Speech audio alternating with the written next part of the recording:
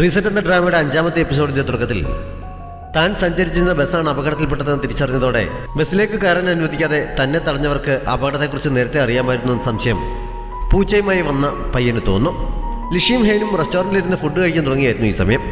Order ചെയ്ത ഭക്ഷണമെല്ലാം വന്നു കഴിഞ്ഞപ്പോൾ ഇങ്ങനൊരു സാഹചര്യത്തിൽ മറ്റെല്ലാം മറന്ന് ഭക്ഷണം കഴിക്കുന്നത് ശരിയാണെന്ന് അവൾക്ക് കുറ്റബോധം തോന്നുന്നുണ്ട്. അങ്ങനെ ചിന്തിക്കേണ്ട കാര്യമില്ല എന്ന് പറഞ്ഞ് അവൻ സമാധാനിച്ചപ്പോഴാണ് അവൾ കഴിക്കാൻ തുടങ്ങിയത്. പുതുതായി മനസ്സിലായ കാര്യങ്ങളൊക്കെ രണ്ടുപേരും പരസ്പരം പറയുന്നു. ഒരാൾ മാത്രം ഉറങ്ങിയാലും ലൂപ്പ് അവസാനിക്കില്ല, രണ്ടുപേരും കൂടി ഉറങ്ങിയാൽ മാത്രമേ ലൂപ്പ് അവസാനിക്കുകയുള്ളൂ എന്ന് കഴിഞ്ഞ ലൂപ്പിൽ നിന്ന് അവർ മനസ്സിലാക്കിയിരുന്നു. അതേപോലെ തന്നെ ഉറങ്ങാതെ വെയിറ്റ് ചെയ്താലോ, രണ്ടുപേരും മാറി മാറി ഉറങ്ങിയാലോ ലൂപ്പ് കഴിയുന്നത്ര നീട്ടാൻ സാധിച്ചേക്കുമെന്ന നിഗമനത്തിലും അവർ എത്തുന്നു. ഇനി സ്റ്റേഷനിലേക്ക് പോകേണ്ടി വരികയാണെങ്കിൽ എന്തെങ്കിലും യൂസ്ഫുൾ ആയിട്ടുള്ള ഇൻഫർമേഷൻ കിട്ടുമോ എന്ന് ശ്രമിച്ചു നോക്കണം. ബസ്സിലുള്ള യാത്രക്കാരുടെ ബാക്ക്ഗ്രൗണ്ടിനെ കുറിച്ച് അറിയാൻ കഴിഞ്ഞാൽ സംശയം തോന്നിപ്പിക്കുന്ന ആരെങ്കിലും ഉണ്ടെങ്കിൽ കണ്ടെത്താൻ സാധിക്കും. അത് കൂടുതൽ സഹായകരമാകുമെന്നൊക്കെ അവർ തമ്മിൽ സംസാരിക്കുന്നു. ന്യൂസിൽ എന്തെങ്കിലും അപ്ഡേഷൻ വരുന്നുണ്ടോ എന്നും ഇടയ്ക്കിടെ ശ്രദ്ധിക്കുന്നുണ്ട്. ബസ്സിലെ യാത്രക്കാരിൽ എപ്പോഴും ഫോണും കയ്യിൽ പിടിച്ചുകൊണ്ട് അവിടെ നിൽക്കുന്ന ആൾ ഒരു ചാനൽ പ്രവർത്തകനും ബ്ലോഗറും ഒക്കെ ആയിരുന്നു. അയാളുടെ സഹപ്രവർത്തകരും മറ്റും സംഭവം നടന്ന സ്ഥലത്തെത്തി ലൈവ് വീഡിയോയിലൂടെ അനുശോചനം അറിയിക്കുന്നുണ്ട്. അത് കണ്ടപ്പോൾ നമുക്ക് അവിടെ ഒരു പോയി നോക്കിയാലോ എന്ന് അവൾ പറയുന്നു. അങ്ങനെ അവരും അപകടം നടന്ന സ്ഥലത്തെത്തുന്നു.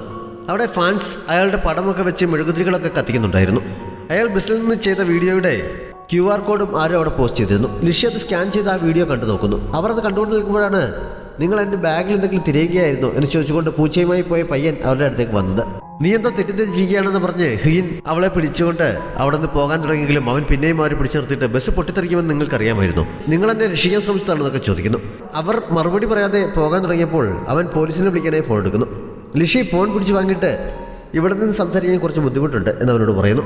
സ്വസ്ഥമായിരുന്നു സംസാരിക്കാൻ പറ്റിയൊരു സ്ഥലം എനിക്കറിയാം എന്ന് പറഞ്ഞ് അവൻ അവരെ എങ്ങോട്ടോ കൂട്ടിക്കൊണ്ട് പോകുന്നുണ്ട്. ബസ് ടാങ്കറുമായി ഇടിച്ചാണ് അപകടം നടന്നതെങ്കിലും പിന്നീട് നടന്ന അന്വേഷണത്തിൽ ബസ്സിനുള്ളിൽ ബോംബ് ഉണ്ടായിരുന്നു എന്നതിൻ്റെ തെളിവുകൾ പോലീസിന് കിട്ടുന്നു. അങ്ങനെ അവർ അതിനെക്കുറിച്ച് അന്വേഷണം തുടങ്ങുന്നു. അപകടത്തിൽ കൊല്ലപ്പെട്ട യാത്രക്കാരുടെ സോഷ്യൽ ബാക്ക്ഗ്രൗണ്ടിനെ കുറിച്ച് ചെക്ക് ചെയ്യാനും ആ ബസ്സിൽ അന്ന് യാത്ര ചെയ്ത ആളുകളെ അന്വേഷിച്ച് കണ്ടെത്തി വിവരങ്ങൾ ശേഖരിക്കാനും ചീഫ് തീരുമാനിക്കുന്നു. ആ പയ്യൻ അവരൊരു സീക്രട്ട് പ്ലേസിലേക്കാണ് കൂട്ടിക്കൊണ്ടുപോയത്. അവിടെ കുറെ പൂച്ചകളെ അവൻ വളർത്തുന്നുണ്ട്. അതിൽ നിന്നൊരെണ്ണത്തിനെടുത്ത് അവളുടെ കയ്യിൽ കൊടുത്ത ശേഷമാണ് അവിടെ ഇരുന്ന് സംസാരിക്കാൻ തുടങ്ങിയത്. നിനക്ക് ആസ്മ ഉണ്ടായിട്ടും നീ എന്തുകൊണ്ടാണ് പൂച്ചകളെ വളർത്തുന്നത്, ഇത് അപകടമല്ലേ എന്ന് അവനോട് ചോദിക്കുന്നുണ്ട്.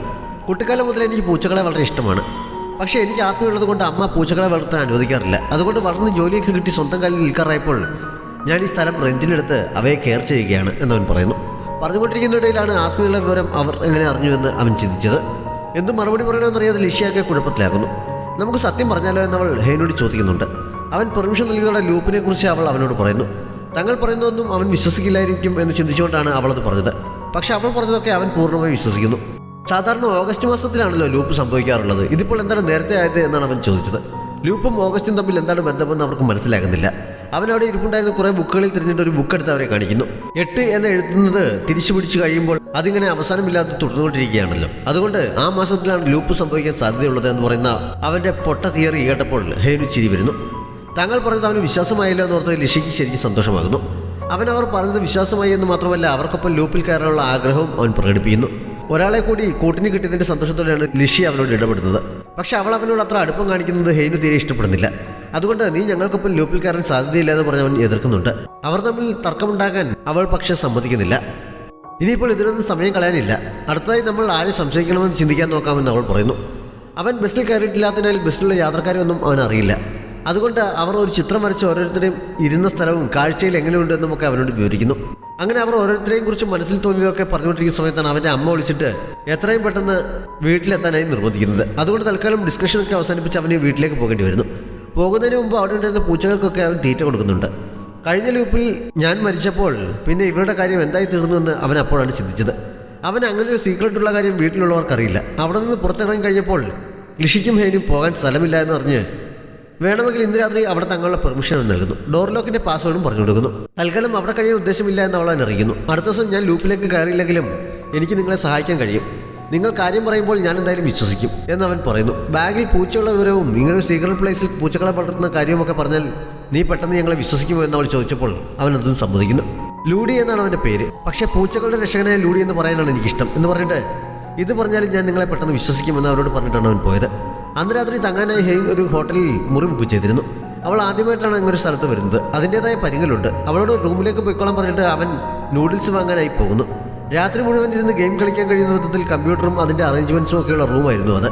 രണ്ടുപേരും ഉറങ്ങിയാലാണല്ലോ ലൂപ്പ് അവസാനിക്കുക. അതുകൊണ്ട് ഉറക്കം വരാതിരിക്കാൻ വേണ്ടിയാണ് അവൻ ഇങ്ങനെ സൗകര്യമുള്ള റൂം തന്നെ തിരഞ്ഞെടുത്തത്. അല്പസമയത്തിനുള്ളിൽ അവൻ നൂഡിൽസുമായി മടങ്ങിയെത്തുന്നു. അതിനുശേഷം രണ്ടുപേരും കൂടി കമ്പ്യൂട്ടർ ഓണാക്കി അതിന്റെ മുന്നിൽ ഇരിക്കുന്നുണ്ട്. വീട്ടിലെത്തിയ ലൂഡിയുടെ ഡ്രസ്സിൽ പൂച്ചയുടെ രോമം അവന്റെ അമ്മ കാണുന്നു. ലിഷിയും ഹെയ്നും കൂടെ ഉണ്ടായിരുന്നത് കൊണ്ട് അത് ക്ലീൻ ചെയ്യാൻ അവൻ വിട്ടുപോയിരുന്നു. അവൻ ആത്മയുള്ളത് കൊണ്ട് അവന്റെ ജീവൻ അപകടം സംഭവിക്കുമെന്ന് പേടിച്ചാണ് അമ്മ പൂച്ചയൊന്നും അടുപ്പിക്കാൻ സമ്മതിക്കാത്തത്. ഇപ്പോൾ അവൻ പൂച്ചയെ കളിപ്പിച്ചിട്ടാണ് വന്നിരിക്കുന്നതെന്ന് അറിഞ്ഞപ്പോൾ അമ്മ അവനെ ശാസിക്കുന്നു. മാത്രമല്ല മുറിയിലേക്ക് പോകാൻ സമ്മതിക്കാതെ അവന്റെ ഡ്രസ്സിലൊക്കെ രോമം ഉണ്ടെങ്കിൽ ക്ലീൻ ചെയ്യാനായി മെഷീൻ എടുത്ത് ഉപയോഗിക്കാൻ തുടങ്ങുന്നു. അത് ചെയ്യുന്നിടയിൽ നീ പൂച്ചയോടൊപ്പം കളിച്ചതെന്ന് അവനോട് വീണ്ടും വീണ്ടും ചോദിക്കുന്നുണ്ട്. അവസാനം സഹി കെട്ടവൻ സമ്മതിക്കുന്നു. അതിനെന്താണ് കുഴപ്പമെന്ന് ചോദിച്ച് അമ്മയോട് ദേഷ്യപ്പെടുകയും ചെയ്യുന്നു. അവന് ഈ അസുഖമുള്ളത് കൊണ്ട് തന്നെ കുട്ടിക്കാലം മുതൽ വേറെ കുട്ടികൾക്കൊപ്പം കളിക്കാനോ അവരുമായി ഫ്രണ്ട്സ് ആക്കാനോ ഒന്നും അമ്മ സമ്മതിക്കില്ല. അവനെ പ്രത്യേകം കെയർ ചെയ്ത് വളരെ ശ്രദ്ധയോടെയാണ് അവർ വളർത്തിയത്. പുറത്തു പോകുമ്പോൾ എപ്പോഴും മാസ്കും തൊപ്പിയും ഒക്കെ ധരിച്ച് അലർജി ഉണ്ടാക്കാത്ത വിധത്തിലാണ് അവൻ നടക്കാറുള്ളത്. പൂച്ചകളെ അവൻ ഒരുപാട് ഇഷ്ടമായിട്ട് പോലും അവയെ അടുപ്പിക്കാൻ സമ്മതിക്കാറില്ല. എനിക്ക് ഫ്രണ്ട്സ് ഇല്ലാത്തതും അവരൊക്കെ എന്നെ ഒരു വികൃതി ജീവിയെ പോലെ കാണുന്നതൊന്നും എനിക്കൊരു പ്രശ്നമില്ല. ഡോക്ടർ പറഞ്ഞതുപോലെ കുട്ടിക്കാലം മുതൽ ഞാൻ മരുന്ന് കഴിക്കാറുണ്ടല്ലോ. ഇപ്പോൾ എനിക്ക് അങ്ങനെ വലിയ പ്രശ്നങ്ങളൊന്നും ഉണ്ടാകാറില്ല. ഒരു പൂച്ചയെങ്കിലും വളർത്താൻ അമ്മയ്ക്ക് എന്നെ അനുവദിച്ചുകൂടെ? പെട്ടെന്നൊരു ദിവസം എനിക്കെന്തെങ്കിലും അപകടം സംഭവിച്ചാൽ എന്ത് ചെയ്യും? അതിനു മുമ്പ് ഒരു പൂച്ചയെങ്കിലും ഞാൻ വളർത്തിക്കോട്ടെ എന്നൊക്കെ അവൻ കുറച്ച് ദേഷ്യത്തോടെയും വിഷമത്തോടെയും ഒക്കെ അമ്മയോട് ചോദിക്കുന്നു. നിന്റെ നല്ലതിന് വേണ്ടിയാണ് ഞാൻ ഈ പറയുന്നത്, നീ നന്നായി ജീവിക്കാൻ വേണ്ടിയാണ് എന്നൊക്കെ അമ്മ വിഷമത്തോടെ പറഞ്ഞപ്പോൾ അവൻ മറുപടി ഒന്നും പറയാതെ മുറിയിലേക്ക് കയറി വാതിലടയ്ക്കുന്നു. അമ്മ വാതിലിൻ്റെ അടുത്ത് നിന്ന് പിന്നെയും അവനോട് എന്തൊക്കെ പറയുന്നുണ്ട്. അകത്തേക്ക് കയറി കഴിഞ്ഞപ്പോൾ അവന് പെട്ടെന്ന് അസുഖം കൂടുന്നു. അവൻ ഉടനെ തന്നെ ഇൻഹേലർ ഉപയോഗിക്കുന്നുണ്ടെങ്കിലും അവൻ വലിക്കുന്ന ശബ്ദം അമ്മ കേട്ടിരുന്നു. അതുവരെ എല്ലാം കേട്ടുകൊണ്ട് മാറി നിന്ന അച്ഛൻ അമ്മയുടെ അടുത്തേക്ക് ചെന്ന് വാതിലിലേക്ക് ചെവി ഓർക്കുന്നുണ്ട്. കുഴപ്പമൊന്നുമില്ല എന്ന് അവൻ വിളിച്ചു പറഞ്ഞപ്പോഴാണ് അവർക്ക് സമാധാനമായത്. അതിനുശേഷം അവൻ മുറിയിലിരുന്ന് ഡയറിയിൽ എന്തോ എഴുതുന്നുണ്ട്.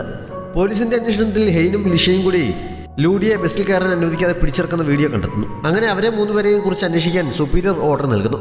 ലൂഡിക്കാണ് ആദ്യം സ്റ്റേഷനിൽ നിന്ന് കോൾ ചെന്നത്. ചില വിവരങ്ങൾ അറിയാൻ വേണ്ടി അവനോട് സ്റ്റേഷനിലേക്കൊന്ന് വരാൻ ജിയാങ് അറിയിക്കുന്നു.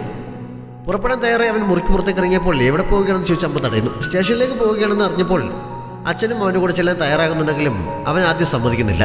സ്റ്റേഷനിൽ നിന്ന് വിളിക്കുന്നത് എന്തിനാണെന്ന് ചോദിച്ചപ്പോഴാണ് ബസ് അപകടത്തിൽ നിന്ന് രക്ഷപ്പെട്ട വിവരം അവൻ പറഞ്ഞത്. ഇത്ര പ്രധാനപ്പെട്ട കാര്യം ഇതുവരെ എന്താണ് പറയാതിരുന്നത് ചോദിച്ച അമ്മ അപ്പോൾ വീണ്ടും വഴക്കുണ്ടാക്കുന്നു. അച്ഛൻ ഇടപെട്ട് അമ്മയെ സമാധാനിപ്പിച്ച് നിർത്തുന്നുണ്ട്. അവൻ പിന്നെയും തനിച്ചു പോകാൻ ഒരുങ്ങിയെങ്കിലും അച്ഛൻ നിർബന്ധിച്ച് അവൻ്റെ കൂടെ ചെല്ലുന്നു. വണ്ടിയിലിരിക്കുമ്പോൾ ഡയറിയിൽ എഴുതി വെച്ചതിനെക്കുറിച്ച് അവൻ ചിന്തിക്കുന്നുണ്ട്. അഥവാ നാളെ അപകടത്തിൽ മരിക്കുകയാണെങ്കിൽ അച്ഛനും അമ്മയ്ക്കും വേണ്ടിയുള്ള ഒരു കത്തായിരുന്നു അവൻ എഴുതി വെച്ചിരുന്നത്. അസുഖം കാരണം ഒറ്റപ്പെട്ട ജീവിതമാണ് നയിക്കേണ്ടി വന്നതെങ്കിലും സ്വന്തമായി സന്തോഷങ്ങൾ കണ്ടെത്താൻ കഴിയുന്നതിനെക്കുറിച്ചും സീക്രട്ട് പ്ലേസിനെ കുറിച്ചുമൊക്കെ അവൻ അതിൽ എഴുതിയിരുന്നു. എന്തെങ്കിലും ഒരു ദിവസം പുറത്തേക്ക് പോയി തിരികെ എത്തുന്നില്ല എങ്കിൽ സീക്രട്ട് പ്ലേസിലേക്ക് പോകണമെന്ന് പറഞ്ഞ് റൂമിൻ്റെ പാസ്വേഡും അന്ന് പരിചയപ്പെട്ട പുതിയ ഫ്രണ്ട്സിനെ കുറിച്ചും അവൻ എഴുതിയിരുന്നു. അവർ സ്റ്റേഷനിലേക്ക് പോയ ശേഷം അവൻ്റെ മുറി വൃത്തിയാക്കിയത് അമ്മയ്ക്ക് അവൻ്റെ ഡയറി കിട്ടുന്നു. അവൻ എഴുതി വെച്ചിരുന്നതൊക്കെ അവർ വായിക്കുന്നുണ്ട്. ന്യൂസിൽ എന്തെങ്കിലും അപ്ഡേഷൻ ഉണ്ടോ എന്ന് തിരയുന്നതിനിടയിലാണ് അപകടത്തെക്കുറിച്ചുള്ള പോലീസിൻ്റെ ഒഫീഷ്യൽ റിപ്പോർട്ട് ലിഷിയും ഹെയ്നും കണ്ടത്. ബസ്സിലെ ഡ്രൈവറെ അവർക്ക് തന്നെ പരിചയമുണ്ടായിരുന്നു. ബസ്സിൽ നിന്ന് കണ്ടുകിട്ടിയ പണം അതിൻ്റെ ഉടമയ്ക്ക് തിരികെ നൽകി അദ്ദേഹം വാർത്തയിലൊക്കെ ഇടം നേടിയിരുന്നതാണ്. അദ്ദേഹത്തെ പോലും രക്ഷിക്കാൻ കഴിയാഞ്ഞതിലുള്ള വിഷമം അവൾ പറഞ്ഞപ്പോൾ ഇനിയാണെങ്കിലും അതിനുള്ള അവസരമുണ്ടല്ലോ എന്ന് പറഞ്ഞ് അവൻ സമാധാനിപ്പിക്കുന്നു. എന്തെങ്കിലും ക്ലൂ കിട്ടുമോ എന്നറിയാനായി ബസ്സിലുണ്ടായിരുന്ന ബ്ലോഗറിൻ്റെ വീഡിയോ അവൻ വീണ്ടും എടുത്ത് നോക്കുന്നുണ്ട്. അപ്പോഴാണ് അയാൾക്ക് പുറകിലിരുന്ന യാത്രക്കാരൻ്റെ മുഖത്തെ എക്സ്പ്രഷൻ സംശയകരമായി അവൻ തോന്നിയത്. അവളെ കാണിച്ചപ്പോൾ അവൾക്കും അങ്ങനെ തന്നെ ഫീൽ ചെയ്യുന്നു. അതിനെക്കുറിച്ച് കുറച്ച് കമൻസും വന്നിരുന്നു. അയാളായിരിക്കുമോ സ്ഫോടനത്തിന് പിന്നിൽ എന്നൊക്കെ അവർ ചിന്തിച്ചുകൊണ്ടിരിക്കുന്ന സമയത്താണ് സ്റ്റേഷനിൽ നിന്ന് അവർക്ക് കോൾ വന്നത്. മുമ്പ് പലതവണ കണ്ടിട്ടുള്ള നമ്പർ ആയതുകൊണ്ട് കണ്ടപ്പോൾ തന്നെ അവൾക്ക് മനസ്സിലാകുന്നു. അവനോട് പെർമിഷൻ ചോദിച്ചിട്ട് അവൾ കോൾ അറ്റൻഡ് ചെയ്ത സ്പീക്കറിലിടുന്നു. അവർ ഇറങ്ങിയ സ്റ്റോപ്പിൽ വെച്ച് ലൂഡിയുമായി ഉണ്ട സംഭവത്തെക്കുറിച്ച് വിളിച്ച പോലീസുകാരെ അവളോട് ചോദിക്കുന്നു. ഒരു തെറ്റിദ്ധാരണ കാരണമാണ് അങ്ങനെ സംഭവിച്ചത്, അത് ഞങ്ങൾ ക്ലിയർ ചെയ്യുകയും ചെയ്തു എന്ന് അവൾ മറുപടി നൽകുന്നു. ഹെയ്ൻ അവളുടെ ഒപ്പം ഉണ്ടോ എന്നും അവർ ചോദിക്കുന്നുണ്ട്.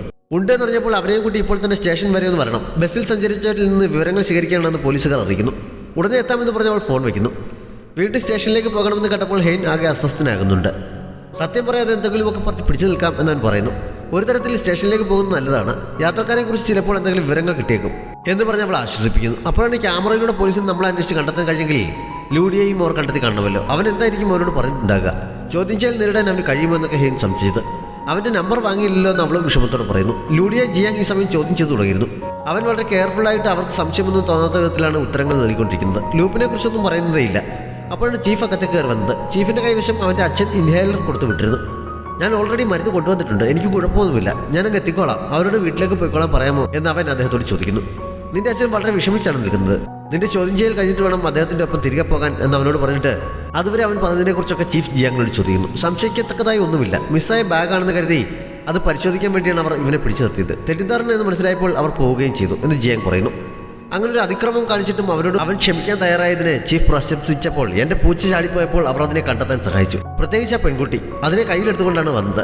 അവൾ എടുത്തിരിക്കുന്നത് കണ്ടാൽ തന്നെ അറിയാം അവൾക്ക് പൂച്ചകളെ ഇഷ്ടമാണ്. പൂച്ചകളെ ഇഷ്ടമുള്ളവർ പരസ്പരം പെട്ടെന്ന് ക്ഷമിക്കും എന്നൊക്കെ അവൻ പറയുന്നു. അതോടെ അവൻ്റെ മേലുള്ള സംശയമൊക്കെ അവർക്ക് തീർന്നതാണ്. അവർ ഉടനെ തന്നെ സ്റ്റേഷനിലേക്ക് എത്തും. അവരുടെ മൊഴി കൂടി എടുത്തിട്ട് രണ്ടും തമ്മിൽ മാച്ചാവുന്നുണ്ടെങ്കിൽ അവരെ വിട്ടയക്കാം എന്ന് ചീഫ് ജിയാങ്ങിനോട് പറയുന്നു. അവർ സ്റ്റേഷനിലേക്ക് വരുന്നുണ്ടോ എന്ന് ജോഡി ആകാംക്ഷയോട് ചോദിച്ചു പോകുന്നു. അവൻ്റെ ആ ചോദ്യം ചീഫിൻ്റെ മനസ്സിൽ എന്തോ സംശയം ഉണ്ടാക്കുന്നു. അദ്ദേഹം ജിയാങ്ങിനെ പുറത്തേക്ക് വിളിപ്പിച്ചിട്ട് അവർ തമ്മിലുള്ള റിലേഷൻ നമ്മൾ വിചാരിക്കുന്ന പോലെ അത്ര സിമ്പിളല്ല. അവർ എത്തിക്കഴിയുമ്പോൾ അവരെ വിശദമായി ചോദ്യം ചെയ്യണം എന്ന് അവന് നിർദ്ദേശം നൽകുന്നു. അവരുടെ സംസാരവും പോക്കുമൊക്കെ കണ്ടപ്പോൾ കാര്യങ്ങൾ കൈവിട്ടു പോകുമെന്ന് ലൂഡി സംശയിച്ച് നിൽക്കുന്നിടത്ത് ഈ എപ്പിസോഡ് അവസാനിക്കുന്നു. നമ്മുടെ ചാനൽ ഇതുവരെയും സബ്സ്ക്രൈബ് ചെയ്തിട്ടില്ലാത്ത കൂട്ടുകാർ സബ്സ്ക്രൈബ് ചെയ്യാനും ലൈക്ക് ചെയ്യാനും ഷെയർ ചെയ്യാനും മറക്കരുത്. Thanks for watching.